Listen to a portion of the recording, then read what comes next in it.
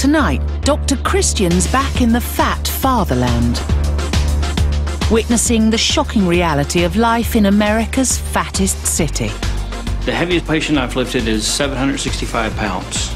Wow, well over 50 stone then. Now in England, a quarter of NHS trusts won't perform certain operations on obese patients. It's lose weight or lose out, making Dr. Christian more determined than ever to get our eating problems back on track. It's Supersize versus Superskinny. Geoff, I'm going to pair you up with Josh. They check in to Dr. Christian's feeding clinic. I mean, there's only one thing that makes you fat, and it's food. For a 48-hour dose of each other's dire diets. That's awful. Why would anyone want sweets in the morning? And we meet a compulsive exerciser whose obsession's wrecking her health. Because it's not what you're eating, it's what's eating you.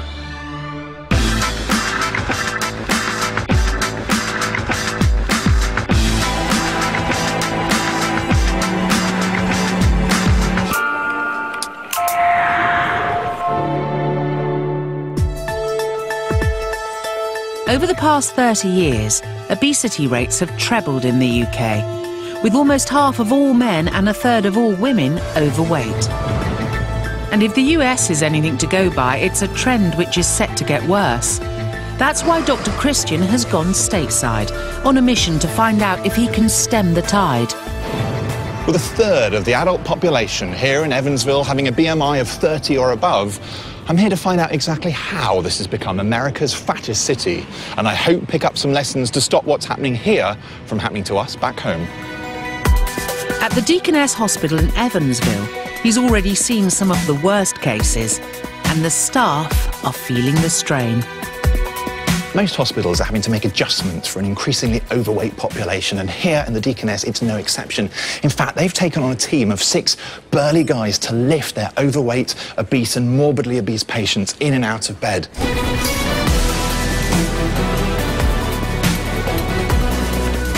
What's kind of the heaviest patient you've ever lifted, you think? The heaviest male patient I've lifted is 765 pounds. Wow. So that is well over 50 stone then. That's heavy. So you guys are needed, aren't you? Lift team, this is Scott. Okay, we'll be there as soon as we can. The lift team, made up of ex-firefighters and athletic trainers, are in constant demand at the Deaconess. So how many lifts would you get, say, on an average day? We get about an average of around 75 lifts per day. 75? Despite the lift team's muscle power, the size of the patients often requires hydraulic equipment. How heavy can this lift manage, then? What's the maximum? The maximum on this lift is 500 pounds. Out of today's lifts, Larry is one of the lightest. How much do you weigh, Larry? I weigh 265 pounds. Larry's probably about our average. As you can see, that lift team is really needed. Moving people is not easy, and moving ill people who've had surgery or have broken limbs is particularly difficult, and there's no way nurses will be able to cope with that on their own. But Larry, although he's obese, he's definitely not the biggest patient I've seen. They'll come a lot larger than that. It's not long before the team get their next call-out, a severely obese patient with a foot injury. Ready? 1, 2, 3. The patient is morbidly obese, and the lift team have to resort to a lateral patient transfer system. This is a specialised inflatable mattress which allows the team to lift the patient on a cushion of air to slide them onto a cart. If we'd not been available for that particular lift, they would have had to have at least 2 additional nurses, possibly 3, which would have taken them away from their regular duties. Costing $150,000 a year, the lift team doesn't come cheap. But obesity doesn't. In the UK, it costs the NHS an estimated £2.3 billion a year. But the NHS is calling time on its obese patients, with 1 in 4 health trusts barring them from certain treatments. The crisis is already here. So Dr. Christian's enforcing a war on weight at both ends of the scale. Dire diets destroying their health. It's 8 Supersize versus 8 Superskinny. To forego their fatal feeding habits, these extreme eaters will swap diets. And who swaps with who? Dr. Christian decides. So, Geoff, I'm going to pair you up with Josh. Come on. Hey, Josh. Hello, nice to meet you. Nice to meet you, yes. I cannot believe the difference. In Rotherham, that's a toothpick, actually. I wouldn't be able to compare this to anything, really. I know, that's true. That's a table leg, isn't it? Josh's body was obviously markedly different from mine. Normally, if I was at home, I'd be taking the mickey out of him. Coming here, it's a bit of a shock to see some people that are so overweight. Yeah. I don't know much about Geoff's diet yet, but I'm hoping the plate isn't as big as his belly. Geoff lives on an excess of carbs and comfort food, whereas Josh's favourite food choice is sugary sweets. I'm hoping that by bringing these two extremes together, they're going to learn from each other that there is a healthy middle ground. Morning in Rotherham, and it's breakfast time for 49-year-old Geoff Milton. Hello, love, can I have a large beast, please? There you go. I can't explain it. I can't explain why I would be this weight with the food I eat. It's a mystery.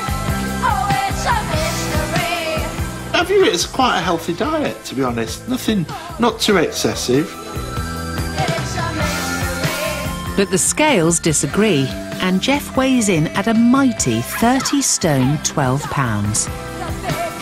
My normal lunch would be several sandwiches, probably 4 or 5 slices of bread, maybe 6 sometimes.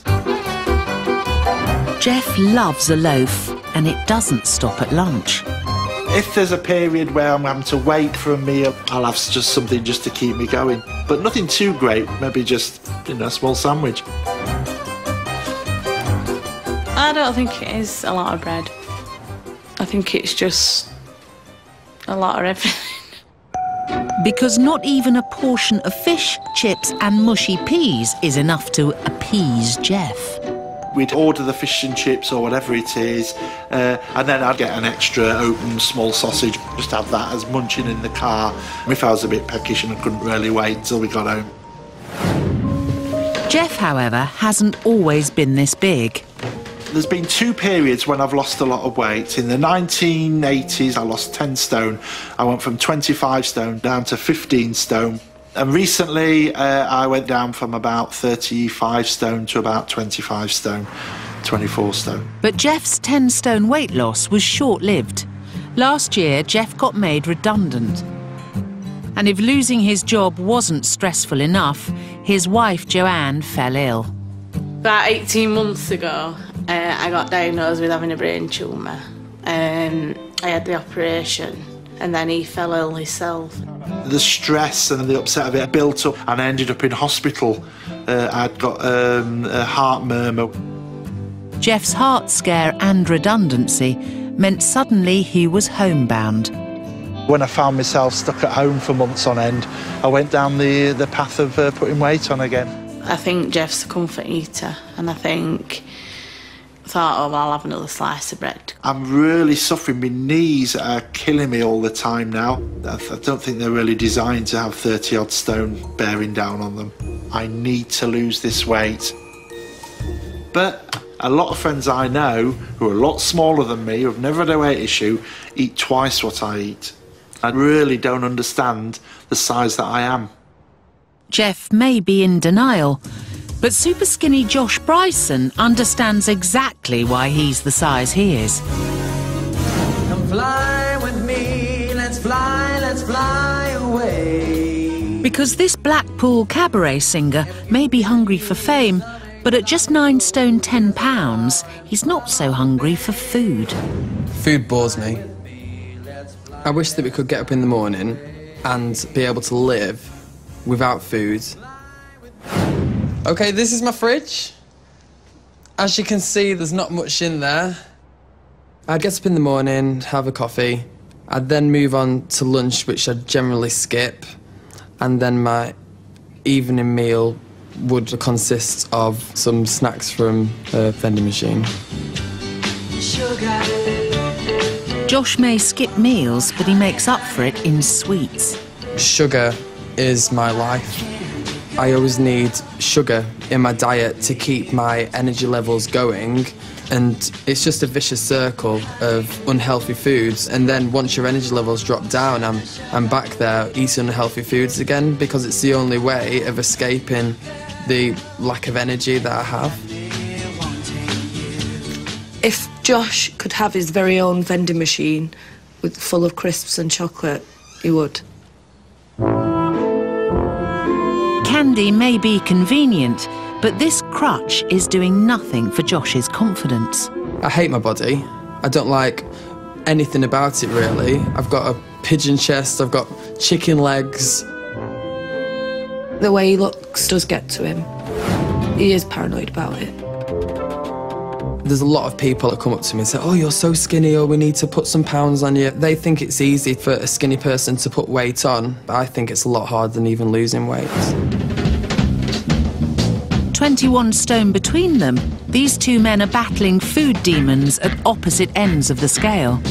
But before Superskinny takes on Supersize in the feeding clinic, Dr. Christian's sending Geoff stateside for a dose of his terrifying future should he keep piling on the pounds. My name is Alan Yoder. I'm 48 years old and I'm 39 stone. Coming up, Alan's life scares his new British friend. It did strike me that, yes, Geoff, 10 years' time.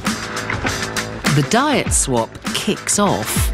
You have a standard breakfast. Yes. You're not meant to then have another breakfast. Yeah. And Josh gets a jolt when